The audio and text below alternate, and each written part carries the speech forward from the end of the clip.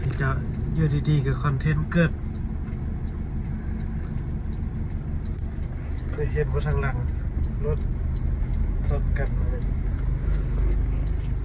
เงินเลยพี่เจ้ารถพักผ่อนอยู่ในทาวน์เด้อเห็นก็ตามกันรถลมยันลงไปเบิ่งเมื่อกี้ละมาจากท้ายนะขับพากันไปห้องมอละกลุ่มวัยรุ่นเนาะวัยรุ่นละขี่มาละตำอันรถกระบะอยู่พุ่นเนี่ยเห็นบ่รถกระบะสิความเลนอยู่พุ่นสิข้ามฟากไปทางนั้น